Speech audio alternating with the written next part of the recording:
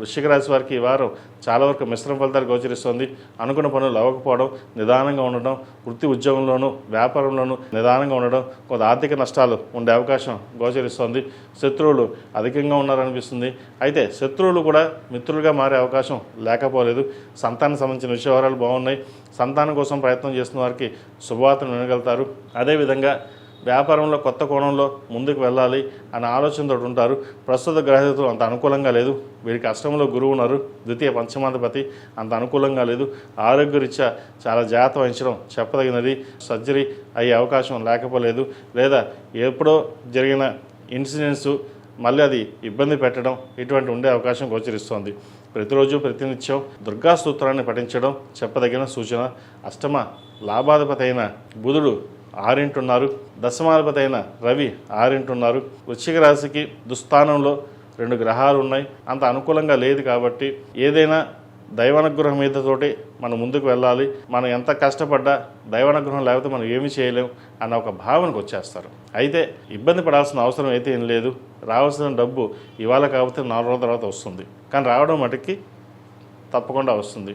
అటువంటి విషయాలు ఇబ్బంది లేదు.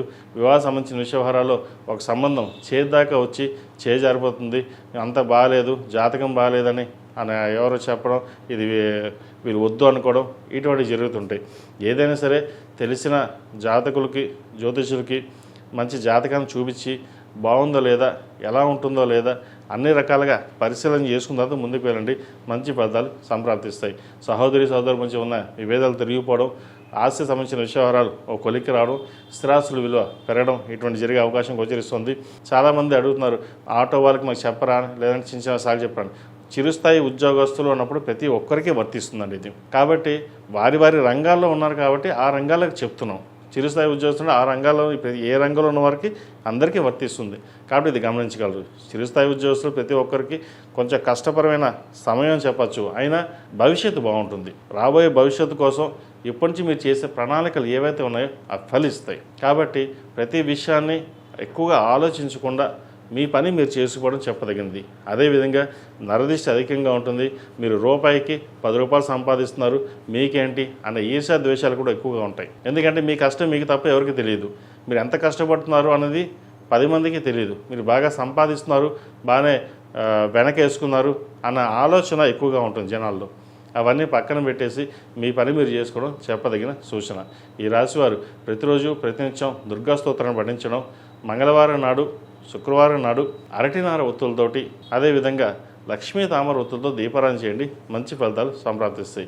ఇవి చెప్పేటటువంటి రెమెడీస్ ఏవైతే ఉన్నాయో అవి ఒక 10-20% మనకి చక్కగా ఉపయోగపడ్డా ఆ మిగతా 80% మనం ముందుకు వెళ్ళడానికి చేసే ప్రణాళికలు, మనకు ఆలోచన విధంగా ఒక పాజిటివ్ వైబ్రేషన్స్ ముందుకు జనరేట్ అవ్వడం కోసం చేసే కార్యక్రమాలు. దైవారాధన ఎంత చక్కగా చేసుకుంటే అన్ని మంచి ఫలితాలు ఉంటాయి. ఈ రాశిలో జన్మించిన వారికి కలిసి వచ్చే సంఖ్య 8, కలిసి వచ్చే రంగు మెరూన్. ఏదైనా పని మీద బయటకు వెళ్ళేటప్పుడు మంగళవారం కానీ శుక్రవారం వెళ్ళండి. మంచి ఫలితాలు సంప్రాప్తిస్తాయి. ఈ పూజస్టోర్.in పసుపు కుంకుమ నుంచి దేవత విగ్రహాల దాకా అన్ని రకాల పూజలు, వ్రతాలు, గృహప్రవేశం, హోమాది శుభకార్యాలకు కావాల్సిన పూజా సామాగ్రి అంతా ఒక్కొక్క క్లిక్ తోనే మీ ఇంటి వద్దనే పొందండి. ఈ పూజస్టోర్.in